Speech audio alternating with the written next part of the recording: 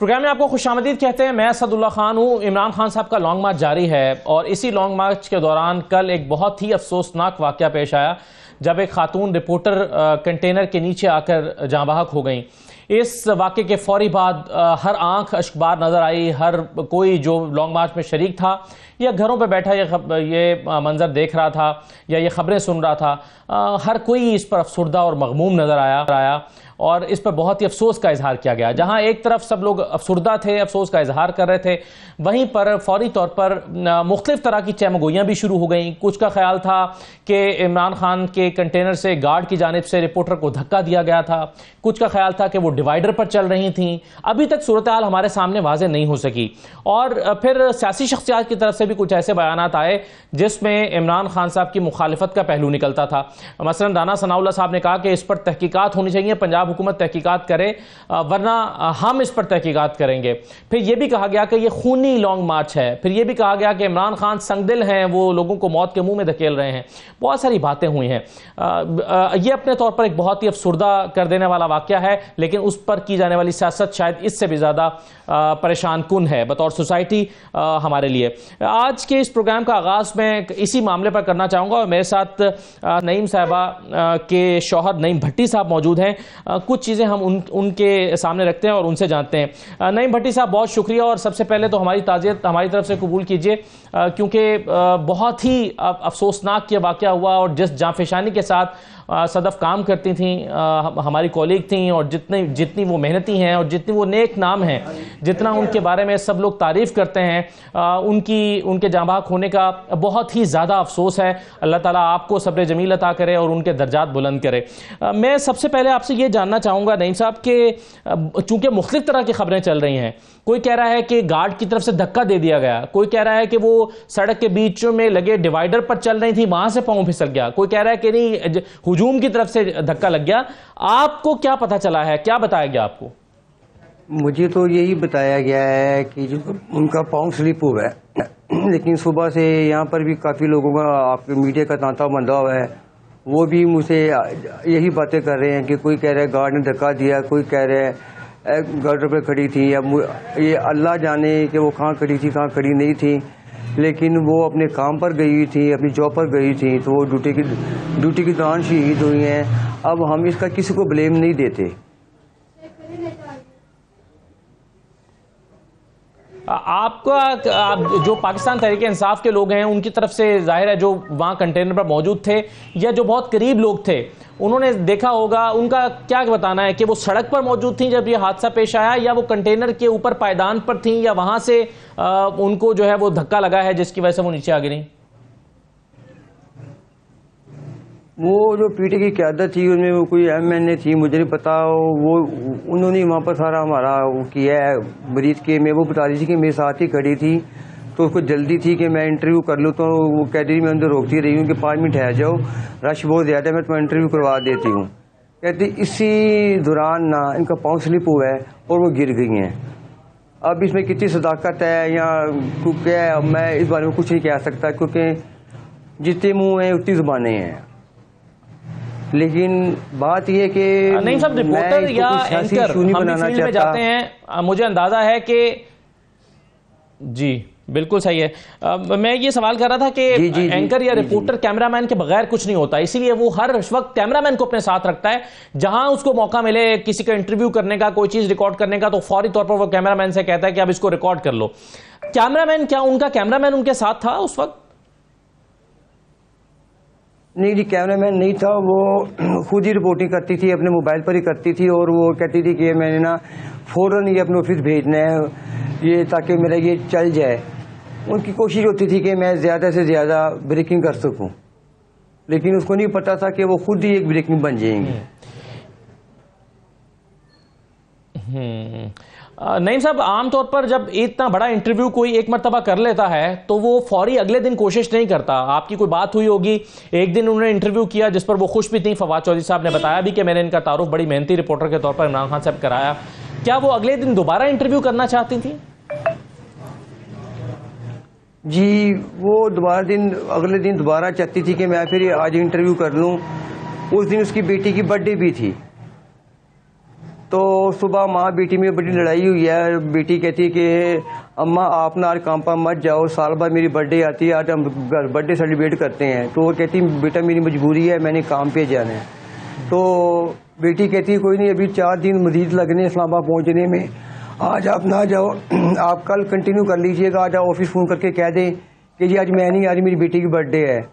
तो वो घर कल वो बेटी से वादा करके गई हैं कि मैं चाहे रात को 2 बजे आऊँ, मैं आऊँगी ज़रूर और हम इकट्ठे बर्थडे सेलिब्रेट करेंगे।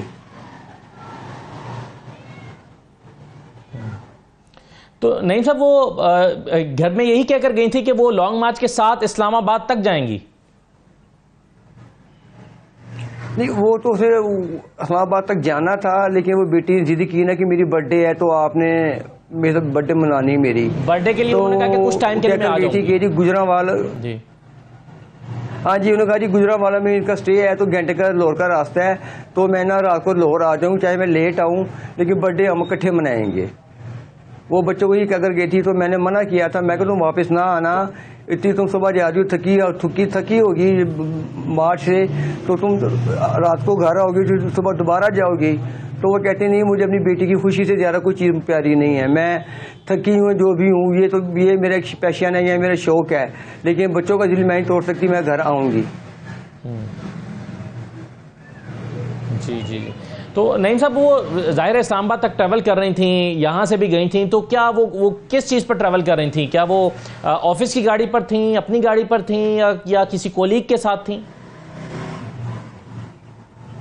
नहीं, वो यहाँ पर है, वो सिमी रोहेल के पत्नी, क्या नाम, उनका नाम जेर में नहीं आ रहा, उन्हीं के साथ थी वो। उन्हीं के घर में सुबह छोड़कर आए उन डिफेंस में, तो वो उन्हीं के साथ गई हैं। पीटीआई की लीडर है वो, पीटीआई की रुकन है जी, पीटीआई की लीडर है सिमी, आगे मुझे नाम को याद नहीं आ रहा कि क्या नाम है उनका, उस बोसी के साथ गई हैं। अच्छा, उनके साथ ट्रैवल कर रही थी वो, सही है। अच्छा नईम साहब, ये बताइए कि अब इस वाक़े के बाद, जैसा कि मैंने आपसे पूछा भी कि आपने, जाहिर है हर शख्स के दिल में ये आता है, आपका एक इतना, आपकी तो घर की फ़र्द, बच्चों की माँ, आपकी बीवी अहलिया, तो एक बहुत ही ये एक ऐसा सदमा है कि जो, और ये एक ऐसा खला है जो ना बच्चों की ज़िंदगी में पूर हो सकता है, ना आपकी ज़िंदगी में पूर हो सकता है, इसको तो अल्फाज में बयान नहीं किया जा सकता। और जाहिर है ये तशवीश भी होती है कि क्या हुआ होगा आखिरी वक्त में उनके साथ। अब आपको क्या किसी ने कोई दबाव तो नहीं डाला है कि आप कोई कार्रवाई नहीं करना चाहते, या इस पर मजीद जो है वो किसी पर इल्ज़ाम नहीं करना चाहते? क्या किसी ने, कुछ लोग ये इल्ज़ाम लगा रहे हैं कि आप पर तहरीक इंसाफ की तरफ से दबाव डाला गया है कुछ रहनुमाओं की तरफ से, क्या ऐसा तो नहीं हुआ? नहीं, मुझ पर किसी ने दबाव नहीं डाला। जब मैं वहाँ पहुँचा हूँ तो अस्लाम इकबाल साहब वहाँ पहले से ही मौजूद थे, तो उन्होंने पहले ही मुझसे ये पूछा है कि आपने कोई कानूनी कार्रवाई करनी तो बता दें, मैं आईजी साहब को कह देता हूँ। मैं कहा जी मैंने कोई कानूनी कार्रवाई नहीं करनी। फिर उन्हें मुझे दोबारा पूछा अस्लाम इकबाल साहब ने कि आपने पोस्टमार्टम करवाया तो वो भी बता दें। मैं कहा मैंने पोस्टमार्टम भी नहीं करवाना, मुझे किसी का कोई दबाव नहीं था, ये जो फैसला था ये मेरा ज़ाती फैसला था कि मैं किस पर कानूनी कार्रवाई कराऊँ। अगर मैं कानूनी कार्रवाई करवा भी देता हूँ, क्या कानूनी कार्रवाई से क्या मेरी मिसेज वापस आ जाएंगी? अच्छा नईम साहब, ये राना सनाउल्लाह साहब ज़ाहिर है वज़ीर दाखिला हैं, उनकी ट्वीट्स में यहाँ पर दिखा भी देता हूँ लोगों को, वो कह रहे हैं कि जी मौके पर मौजूद सहाफ़ियों के इंकशाफात के बाद मामला मशकूक हो गया है। पंजाब हुकूमत की कानूनी जिम्मेदारी है कि एक बेगुनाह खातून रिपोर्टर्स के दर्दनाक मौत की तहकीकात कराए। पंजाब हुकूमत ने अपनी कानूनी और इंसानी जिम्मेदारी पूरी न की तो वफाकी हुकूमत अपना फ़र्ज़ निभाएगी। दूसरी ट्वीट में वो लिखते हैं कि जांबाग खातून रिपोर्टर के साथी सहाफ़ियों का बयान है कि सदफ को धक्का दिया गया, धक्का देने वाले शख्स को गिरफ्तार किया जाए, कानून के तकाजे पूरे किए जाएँ। इस शहादती बयान के बाद जरूरी है कि वाकई की तहकीकात हों। मेरा नईम साहब आपसे सवाल यह है कि राना सनाउल्लाह साहब का जैसे मुतालबा है पंजाब हुकूमत से कि तहकीकात जरूर हो, आपने कहा आप कार्रवाई नहीं चाहते, लेकिन आप तहकीकात चाहते हैं कि क्या हुआ इसकी पूरी तहकीकात हो, जैसे कि राना सनाउल्लाह मुतालबा कर रहे हैं? सर पहली बात तो ये है, अब वहाँ पर इतने लोग थे कंटेनर पर, अब किसने धक्का दिया ये कोई यानी शायद बता सकता है इस बात को? पहली बात ये। दूसरी बात ये कि अब इस बात को सियासी इशू दिया जा रहा है, तो मैं सब चैनल से अपील करूँगा, सब ये जो लीडरशिप है जितनी भी हैं सबको मैं अपील करूँगा कि प्लीज़ इसको सियासी रंग मत दिया जाए। ये आप लोगों की अपनी जंग है, आप अपनी जंग लड़ें, इस जंग में किसी बेगुनाह को मत लाएं। आप इसको एक हादसा ही समझते हैं? जी सर, हादसा ही है। देखिए जी, किसी ने तो नहीं कहा था ना कि आप ये लॉन्ग मार्च पे जाएं। खान साहब ने तो नहीं उनको मजबूर किया कि आपने मुझे कवर करना है। वो अपनी ड्यूटी पे गई थी, यहाँ उनको एक जज्बा था कि मैंने वहाँ जाना है। अगर वो वहाँ चली गई हैं तो वो उनके साथ हादसा ही पेश हुआ है। अगर कोई कहता है कि किसी ने धक्का दिया है या कोई उल्टे सीधे बयान दे रहा है तो उसके बारे में मैं कुछ नहीं कह सकता। मैं सिर्फ इतने कहूंगा कि जो हादसा पेश हो गया, सब आप किसी को इस वाक़े का कसूरवार तो नहीं समझते हैं? और अल्लाह का मामला है जी। नहीं, कोई कसूरवार नहीं। कसूर सदक का खुद का अपना था कि उसको इतना जुनून था ये लॉन्ग मार्च कवर करने का। मैं कहूँगा कसूरवार वो खुद थी, उसको खुद शौक था कि मैं ये कवर करूं। उसको मतलब कोई ऑफिस से भी दबाव नहीं था। हाँ, लेकिन ये तो पैशन है, ये तो नहीं सब, ये तो हम सब लोग जब फील्ड में निकलते हैं बम जी, ये बम धमाकों को हम कवर करते हैं और कई दफ़ा हमारी ज़िंदगियों में भी ऐसे वाक़यात हुए हैं कि हम किसी इवेंट को कवर कर रहे हैं। मुझे बेनज़ीर साहबा का 18 अक्टूबर का वाक़या याद है कि मैं भी उनके कंटेनर पर चढ़ने की कोशिश कर रहा था उस वक्त जब, और मुझे मौका ना मिल सका और मैं कंटेनर पर नहीं चढ़ सका था और फिर मैं पीछे बस में आकर बैठा और फिर धमाका हो गया और फिर उसमें कई लोग हमारे साथी भी शहीद हुए थे। फिर कोयटा में कई ऐसे वाक़यात हुए। तो ये जब ये रिपोर्टर्स और जर्नलिस्ट की ज़िंदगी जो है वो अपनी ज़िंदगी को दाव पर लगाकर हमेशा घर से निकलते हैं और ये जज्बे के बगैर नहीं हो सकता। आपने सही ट्रिब्यूट पेश किया अपनी अहलिया को कि उनके अंदर एक काम करने का जज्बा था जिसकी वजह से वो ये कर रही थी। मुझे सर आखिर में बस एक दो चीज़ें मैं आपसे और पूछना चाहता हूँ। ये बताइए नईम साहब कि जिस तरह से आपने कहा कि पंजाब हुकूमत की तरफ से आप पर कोई दबाव नहीं है और असलम इकबाल साहब ने आपसे पूछा कि आप कार्रवाई चाहते हैं या आप पोस्टमार्टम चाहते हैं या आप कानूनी कार्रवाई चाहते हैं, इसी तरह से ये बताइए क्या वफाकी हुकूमत से भी किसी ने आपसे रब्ता किया और कहा कि आपको तहकीकात करानी चाहिए या कुछ ऑफर किया हो कि अगर आप चाहते हैं तो हम आपके लिए ये कर सकते हैं? तो वफाकी हुकूमत से भी कोई रब्ता हुआ है? नहीं, वफाकी हुकूमत से मेरा सब इतना रब्ता हुआ है कि सबसे पहले मुझे मरियम रेप साहबा की कॉल आई है। उन्होंने मुझे ताज़ियत की है। फिर उन्होंने मुझे कहा है कि जी कुछ देर बाद आपको पीएम साहब भी ना कॉल करेंगे। तो 5 मिनट बाद मुझे मियाँ शहबाज शरीफ की भी कॉल आ गई थी, लेकिन उन्होंने भी मुझे कोई ऐसा मुतालबा नहीं किया कि या उन्होंने मुझे कोई प्रेशराइज नहीं किया कि मैं कार्रवाई करूं। मुझसे किसी किस्म ने, किसी भी क़यादत ने कोई प्रेशराइज नहीं किया, ना पीपी की, ना नून लीग की, ना पीटीआई की। मुझ पर किसी ने दबाव नहीं डाला। जी बिल्कुल सही है नईम साहब। किसी भी जान का कोई भी मुतबादल नहीं हो सकता, ना कीमत मुतबादल हो सकती है, ना पैसे हो सकते हैं, ना कुछ और हो सकता है। हमने खबरों में देखा है कि आपसे वादा किया गया और यकीनन आपको इसकी ना ख्वाहिश होगी, ना आप चाहेंगे, ना आपने ना मुतालबा किया होगा। लेकिन ये भी खबरें चल रही हैं कि आपको और आपके बेटे को नौकरी का वादा किया गया पंजाब हुकूमत की तरफ से, ऐसा कुछ हुआ है? जी, मुझे और मेरी बेटी को, बेटा भी मेरा छोटा है। अच्छा, बेटी को तो उन्होंने हमसे मतलब कहा है कि आप जल्द से जल्द अपनी सीवी हमें दें तो हम आपका ना कुछ कर सकते हैं। ज़्यादा बात है, मैं ओवर एज हूँ। वो कहते थे आपका ना सिर्फ कॉन्टैक्ट बेस पर हम आपको रख सकते हैं, तो बेटी को हम मतलब परमानेंट जॉब दे सकते हैं। ठीक, सही है। नईम साहब, आप पहले क्या करते हैं? मैं भी एक ना अपना ही मेरा है तो छोटा मोटा काम है। मैं फोटोग्राफर हूँ प्लस कैमरा मैन हूँ। मैं शादी ब्याह वगैरह इन चीज़ों का मैं काम करता हूँ। सही, बिल्कुल सही है। नईम साहब, हम एक मरतबा फिर आपसे ताज़ियत का इजहार करते हैं। बहुत ही अफसुर्दा कर देने वाला वाक़या और यकीनन उनकी कमी जो है, अभी तो दायरा मीडिया है, आपसे बातचीत हो रही है, आपको लोगों ने इंगेज किया हुआ है, लेकिन 2, 4, 5 दिन गुजरने के बाद जब सियासी लोग अपने अपने कामों में मसरूफ़ हो जाएंगे और मीडिया वाले भी अपने कामों में मसरूफ़ हो जाएंगे तो उनकी कमी उनके बच्चों को और आप लोगों को बहुत महसूस होगी। उनका खला कोई पूर्ण नहीं कर सकता, हमें इस बात का अंदाज़ा है। अल्लाह ताला आपको सब्र दे और अल्लाह ताला उनके दर्जात बुलंद करे। आपका बहुत शुक्रिया प्रोग्राम में शिरकत करने के लिए। थोड़ा सा ब्रेक लेते हैं नाज़रीन, ब्रेक के बाद वापस आते हैं। तो बहुत सारे मामला लॉन्ग मार्च के हवाले से, तौहीन अदालत का मामला, तोशा खाना में भी आज इस्लामाबाद हाई कोर्ट में समाअत हुई है, तो बहुत सी चीज़ें चल रही हैं। हुकूमत क्या सोच रही है, अपोजिशन क्या सोच रही है, इस पर मजीद बात करते हैं एक ब्रेक के बाद।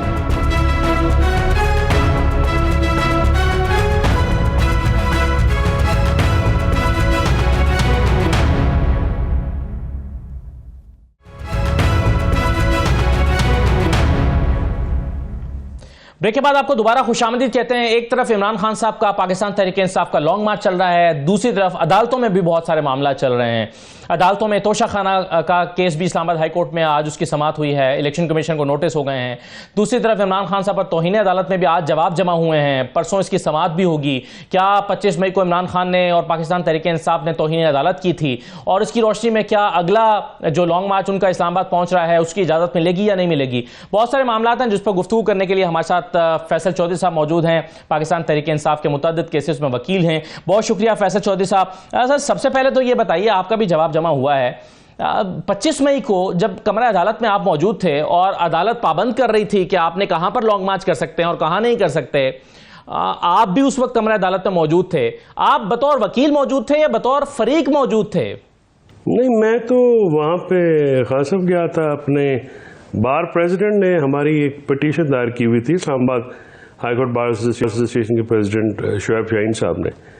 तो हम सॉलिडेरिटी के लिए वकला जब साथी और ख़ासकर बार के रिप्रेजेंटेटिव जब कोई पिटीशंस करते हैं तो हम वहाँ पे जाते हैं, हमें जब कोई ख़ासकर कहा जाता है।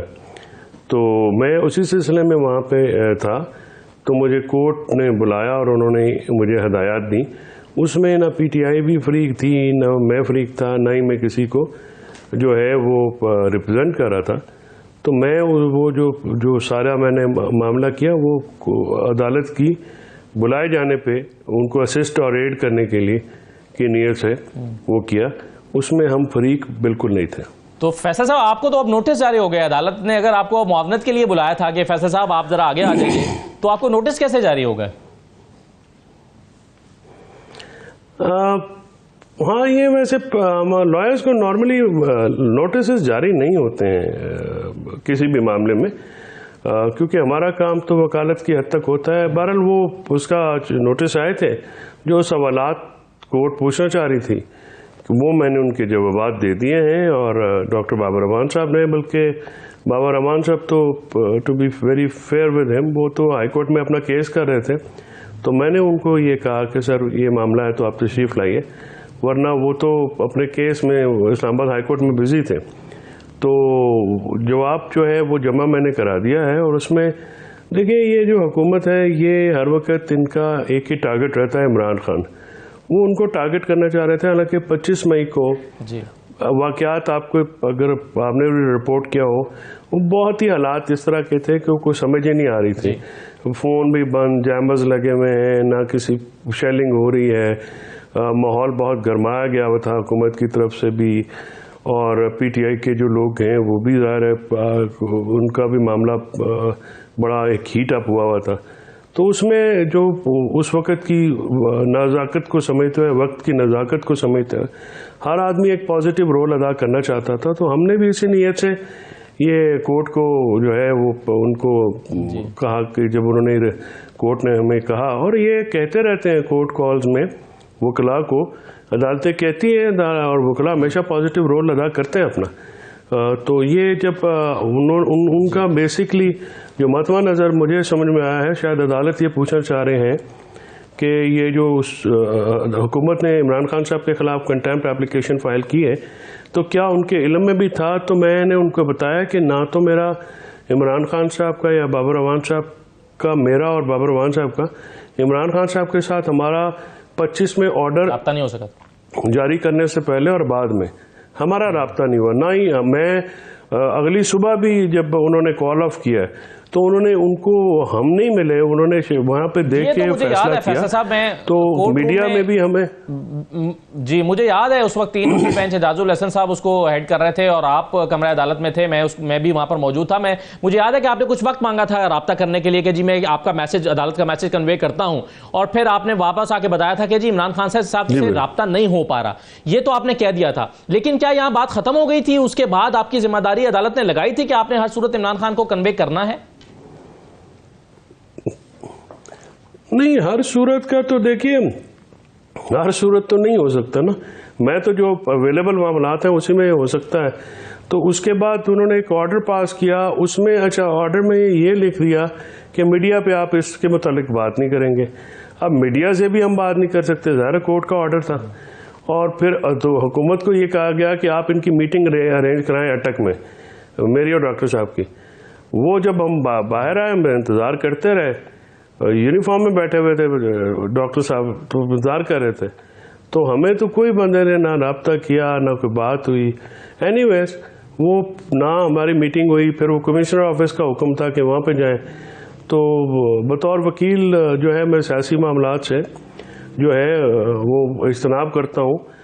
मैं कभी सियासत में नहीं, मगर फैसल साहब, सवाल फिर ये पैदा हुआ ना आपकी इस कमेंट के बाद कि वहां पर पीटीआई का कोई रिप्रेजेंटेटिव ही मौजूद नहीं था। जी, आप कोई अगर पीटीआई का रिप्रेजेंटेटिव ही मौजूद नहीं था, बिल्कुल कोई, और आप तो वहां पर कोर्ट में बस बैठे हुए थे क्योंकि आपके प्रेसिडेंट की तरफ से वहां पर आई थी, तो फिर सवाल ये पैदा हुआ कि अब अदालत के सामने मामला है तौहीन अदालत का, तो आपकी नजर में क्या यह तौहीन अदालत हुई है? क्योंकि इमरान खान साहब को कन्वे करने वाला शख्स कौन है? अगर उसी ने कन्वे नहीं किया तो फिर तौहीन अदालत का केस कितना मजबूत है हुकूमत का इस वक्त इमरान खान के खिलाफ? नहीं, कोई केस नहीं है सर। वो तो है खामखा, उनको कोई और काम नहीं मिलता तो रोजाना ये कर देते हैं।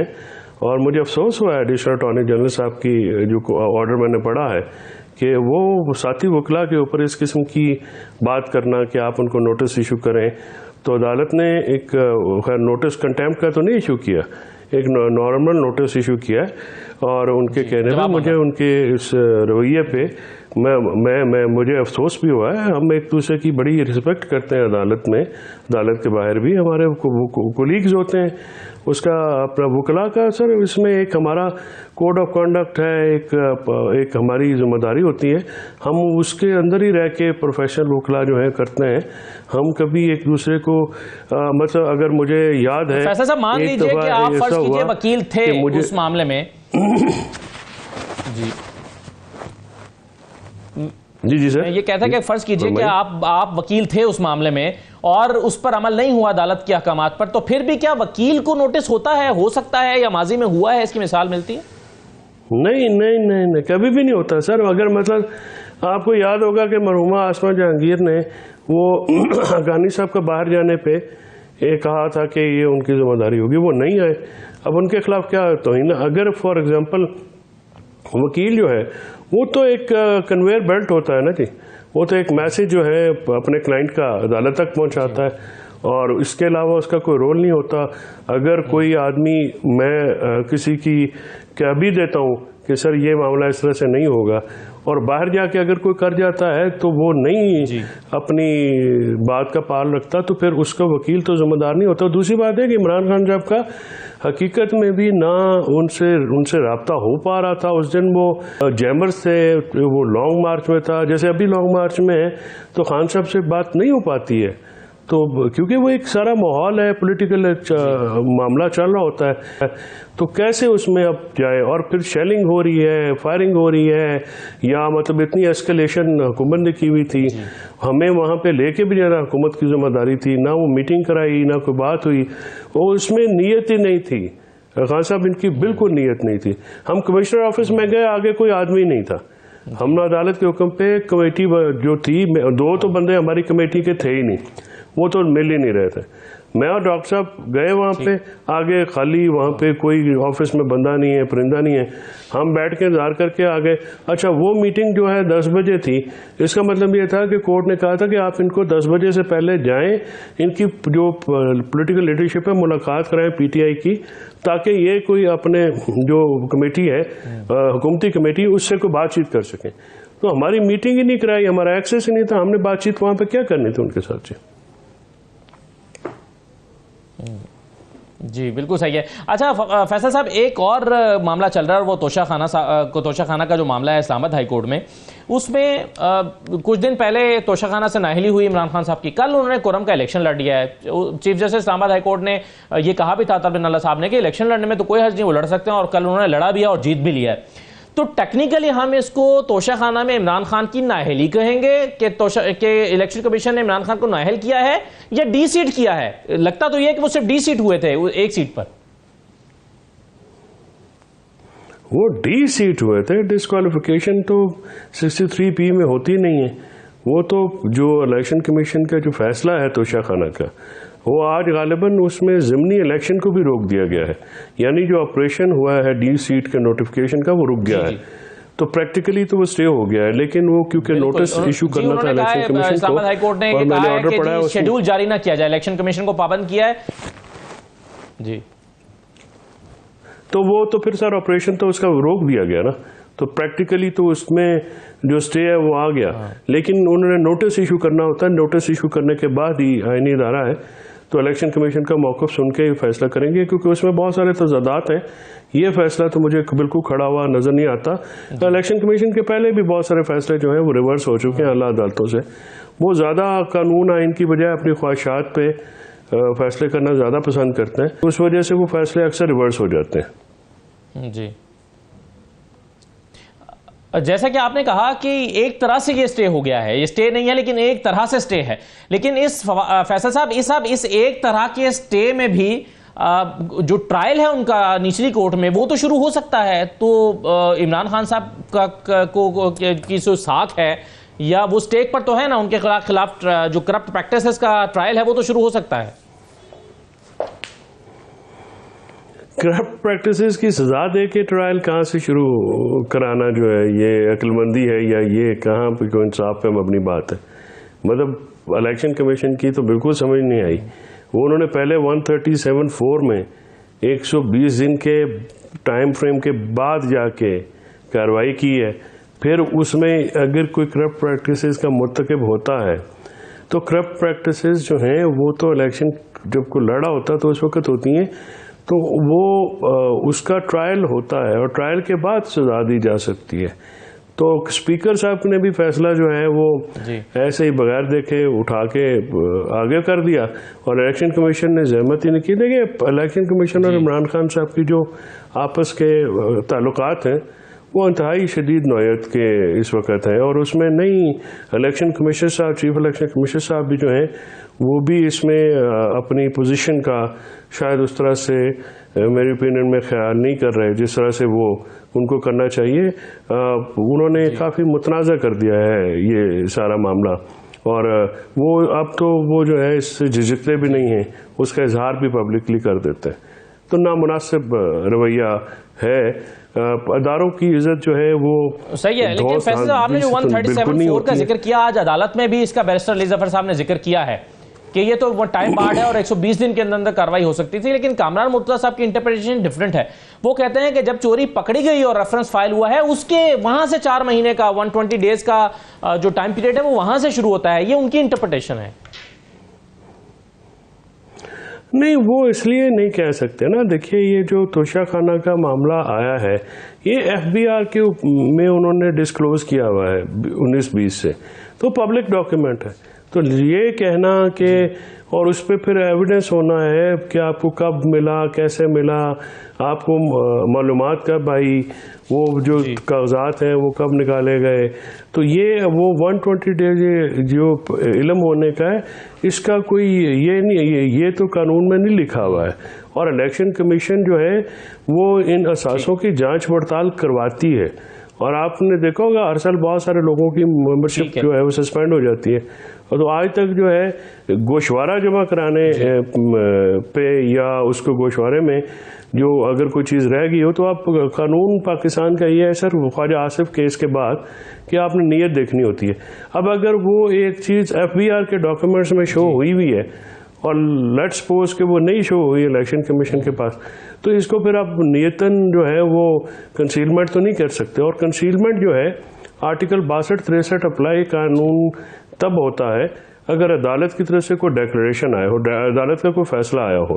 मतलब 62 जो है वो इलेक्शन लड़ने के वक्त पे इम्प्लीमेंट होता है, और 63 इलेक्शन लड़ने के बाद कोई अगर मेंबर बन जाए तो फिर उसकी डिस्क्वालिफिकेशन होती है, लेकिन उसके लिए अदालत का फैसला ज़रूरी है, उसके बगैर हो नहीं सकती। सही है।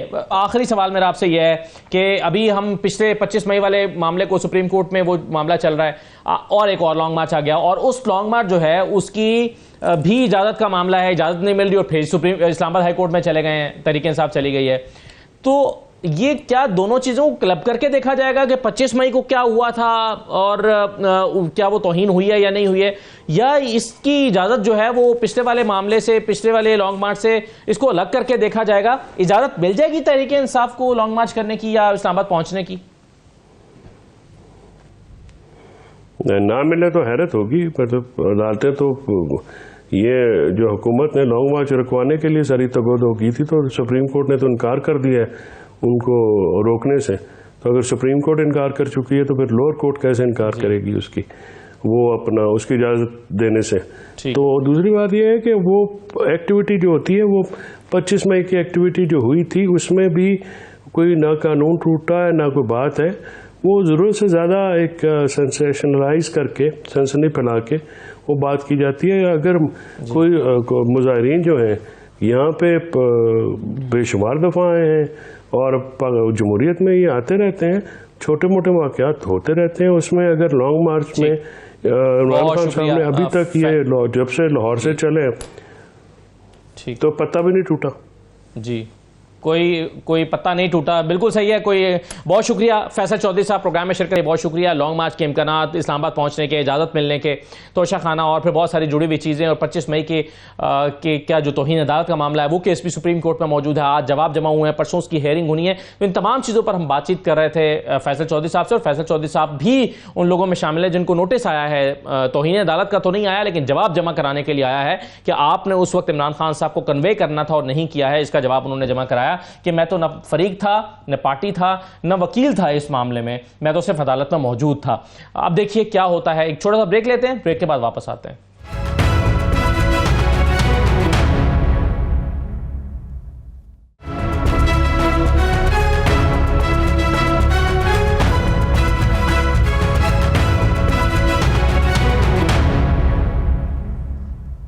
ब्रेक के बाद आपको दोबारा खुशामदीद कहते हैं। कुछ सियासी पहलू हैं, कुछ कानूनी पहलू हैं, कुछ अदालतों में मामला चल रहे हैं जिस पर अभी फैसल चौधरी साहब से भी हम बात कर रहे थे। अब इस पर गुफ्तगू करने के लिए हमारे साथ पाकिस्तान पीपल्स पार्टी के सीनियर रहनुमा नैयर बुखारी साहब मौजूद हैं। बुखारी साहब, बहुत शुक्रिया प्रोग्राम में शिरकत करने के लिए। सबसे पहले तो सर ये बताइए कि जो लॉन्ग मार्च चला आ रहा है इस्लामाबाद की तरफ पाकिस्तान तहरीक इंसाफ का, आप उसे कैसा रेट करते हैं? एवरेज है, बहुत अच्छा है, बड़ा मैसिव क्राउड है, या बिल्कुल क्राउड नहीं है? कुछ लोग कह रहे हैं कि 2000 लोग हैं हुकूमत के पीडीएम की तरफ से, पीएमएलएन की तरफ से, कुछ लोगों की तरफ से ही कहा जा रहा है। आप उसको कैसे अपनी सियासी नजर से कैसे देखते हैं? शुक्रिया। देखिए, गुजारिश ये है कि इन्होंने लॉन्ग मार्च शुरू किया इस फ्राइडे को, और इनका प्लान था कि अगले फ्राइडे तक इस्लामाबाद पहुंचेंगे, लेकिन अभी तक ये पीटीआई वाले गुजरांवाला से ही निकल नहीं पाए। और तादाद जो ऑब्ज़र्व की जा रही है बजरिया टेलीविज़न के कैमरों के ज़रिए, तो वो तो कोई तादाद ज़्यादा नज़र नहीं आती, ज़्यादा का नज़र नहीं आती, मुनासिब भी नज़र नहीं आती कि मुनासिब हो। वह 10 लाख की क्लेम करते हैं, लेकिन 10 लाख तो खुदा, ये तो 10,000 को भी नहीं पहुँचे अभी तक। तो ये मुझे अपरेंटली मजमा जो है 5-7 हज़ार लोगों का लग रहा है, और उनकी ये डिलेइंग जो टैक्टिक्स वो खेल रहे हैं कि और क्राउड इकट्ठा हो जाए, वरना इनका प्लान तो था डे 1 जुमे वाले दिन इन्होंने खासा आगे निकल के आना था, मुरीद के रुकना था, और उसके बाद फिर उनको आगे रवाना होना था। लेकिन इनको मायूसी नज़र आती है इनके जो गुफ्तगू है और जो डेस्परेशन है और जो एग्रेसिवनेस गुफ्तगू में है, वो डेस्परेट नज़र आते हैं कि इनके पास वो मतलूबा तादाद या जिसको वो एक्सपेक्ट कर रहे थे वो नज़र नहीं आ रही। बुखारी साहब, इससे पहले अगर कोई लॉन्ग मार्च हमारे हाफजे में आता है या हमें याद पड़ता है, या शायद प्रीवियस वही हुआ था, तो वो पीपल्स पार्टी का लॉन्ग मार्च था जो मार्च के पहले हफ्ते में इस्लामाबाद पहुंचा था। उसके कंपैरिजन में आप इसको कैसे रेट करते हैं? वो कितना बड़ा था पीपल्स पार्टी का, या ये उसके मुकाबले में ज़्यादा है, या वो बड़ा था तो कितना बड़ा था? देखिए, वो उससे फार बेटर था, बहुत बेहतर था। और हमने जो टारगेट टाइम दिया था जब हमने शुरू किया कराची से, और फिर जो हमने 8 मार्च की डेट दी थी, उस वक्त हम अपने शेड्यूल के मुताबिक पहुंचे थे, और हमने अपने शेड्यूल को डिस्टर्ब नहीं किया। जहां हमें रात स्टे करना था वहां हमने रात स्टे किया, और उसके साथ इसका कोई कंपैरिजन नहीं है। मैं नहीं समझता हूँ कि इनके पास बहुत सारे टेलीविज़न के जो ऑब्जर्वर्स हैं वो भी बताते हैं कि मुनासिब भी नहीं है।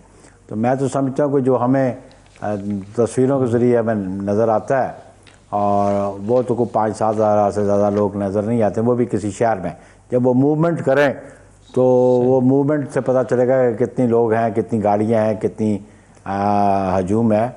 ये तो एक जलसा नज़र आता है जो दिखाते हैं जहाँ पे इमरान खान तकरीर करते हैं, और जलसे में तो लोग चलो आ भी जाते हैं, लेकिन लॉन्ग मार्च में खासी तैयारी करके आना पड़ता है, बंदोबस्त करके आना पड़ता है, और वो तो बंदोबस्त इनका और तैयारी नज़र नहीं आ रही है।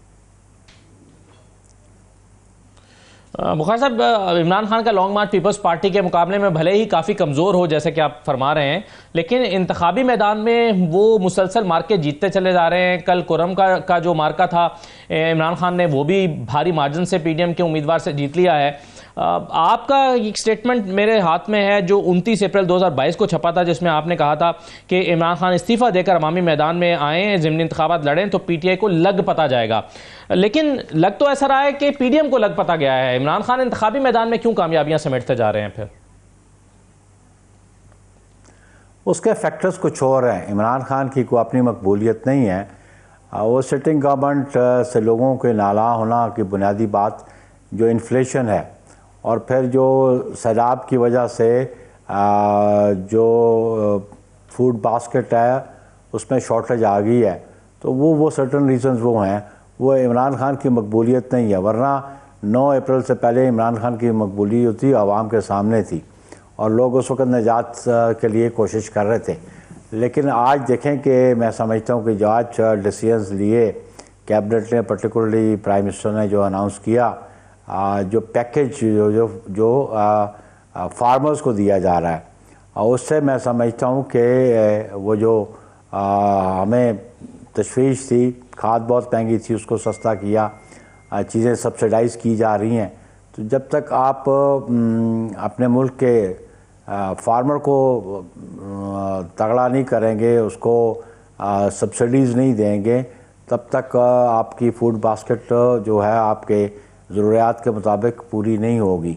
आपको प्राइसेस भी एनहांस करनी पड़ेंगी। इसलिए मैं समझता हूँ कि हमारी एग्रो बेस्ड इकॉनमी है, और दुनिया में एग्रीकल्चर सेक्टर को बहुत सारी सब्सिडीज़ दी जाती हैं। इंडिया में दी जाती हैं, यूरोप में दी जाती हैं, इवन इन अमेरिका एग्रीकल्चर्स को जो है ना सब्सिडीज़ दी जाती हैं। आज जो अनाउंस हुआ एक अच्छी पेशरफ्त है, लेकिन इससे और मज़ीद अगर बेहतरी है तो फार्मर को अगर तकवीत मिलेगी, अगर आसूदा होगा तो आवाम को खाने पीने की अशिया मिलेंगी। आप ये देखें कि जितने आप डॉलर्स खर्च करते हैं गंदम और फूड आइटम्स को इंपोर्ट करने के लिए, वो अगर आप सेव कर लें और अपने फार्मर को बेनिफिट दें तो उससे हमारी इकॉनमी बहुत बेहतर हो जाएगी। सही है। बुखारी साहब, ये बताइए कि आज इस्लामाबाद हाईकोर्ट में तोशाखाना पर इमरान खान साहब की जो अपील है नाअहली के हवाले से, वो भी सुनी गई है और उस पर इलेक्शन कमीशन को नोटिस भी हो गए हैं। लेकिन टेक्निकली जो डिस्क्वालिफिकेशन है, आप इसको डिस्क्वालिफिकेशन कहेंगे या आप इसको डी सीट होना कहेंगे? क्योंकि ये कैसी डिस्क्वालिफिकेशन है कि उसके बाद इमरान खान ने कल कुरम का इलेक्शन भी लड़ लिया है, तो ये तो सिर्फ इस इलेक्शन कमीशन ने उनको डी सीट किया है उनकी अपनी सीट से, और उस पर भी अदालत ने अभी स्टे दे दिया है कि ऑर्डर जारी ना किया जाए, शेड्यूल जारी ना किया जाए। वो D seat on the basis of disqualification हुए ना, वो जो डी सीट हुए हैं एक डिस्क्वालिफिकेशन जो है उसकी बुनियाद पे हुए हैं, और इस पर चीफ जस्टिस जो इस्लामाबाद हाई कोर्ट के उनकी ऑब्जर्वेशन भी आई हुए, और अभी पाकिस्तान पीपल्स पार्टी का मौक़िफ़ हमेशा 62(1)(f) के बारे में पहले भी बड़ा वाज़ेह है, और हम ये समझते हैं कि टेक्निकल नॉकआउट से सियासी मैदान में जो मुकाबले हैं वो बहुत बेहतर रहते हैं। और अभी लेट्स सी कि उस ऑर्डर को हाई कोर्ट ने सस्पेंड नहीं किया, तो इसका मतलब है कि उस जो जजमेंट है जी, ऑर्डर को सस्पेंड नहीं किया, बेसिस उसको सस्पेंड नहीं किया, तो वो वाज़ेह नज़र आता है कि बादियों नज़र में इनके ख़िलाफ़ जो केस है वो मजबूत केस है। सही है। लेकिन बुखारी साहब, जैसा कि आपने कहा कि पीपल्स पार्टी 62(1)(f) के हवाले से वाज़ेह मौक़िफ़ रखती है, लेकिन क्या वजह है कि आप ही की पार्टी से ताल्लुक़ रखने वाले स्पीकर साहब ने 62(1)(f) में डिस्क्वालिफिकेशन मांगी स्पीकर साहब से और रेफरेंस भिजवाया इलेक्शन कमीशन से?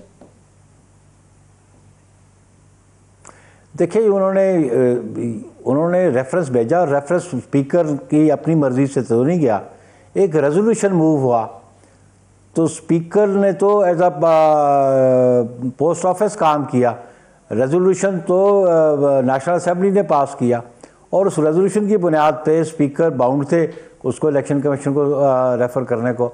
उन्होंने रेफरेंस वहाँ कर दिया, उसके प्रॉस कॉन्स तो फिर इलेक्शन कमीशन ने देखे कि उसको 62 में डिस्क्वालीफाई किया या 63 में उसको डिस्क्वालीफाई किया। और आपके जहन में ये होनी चाहिए कि जब कोई disqualification during pendency of a membership occur करती है तो फिर वो इख्तियार चेयरमैन सेनेट के पास या स्पीकर के पास होता है कि वो रेफरेंस फाइल करें। आपके ख्याल में सर बतौर वकील बतौर कानूनदान क्या आपको लगता है कि ये जो फैसला है इलेक्शन कमीशन का ये कोर्ट ऑफ लॉ में कितना ठहर सकेगा? क्योंकि पीटीआई समझती है कि और बहुत सारे और दीगर कानूनदान भी ये समझते हैं कि काफ़ी कमज़ोर फैसला है, इसमें काफ़ी कमज़ोर पहलू हैं और शायद ये स्टे ना कर सके अदालत में।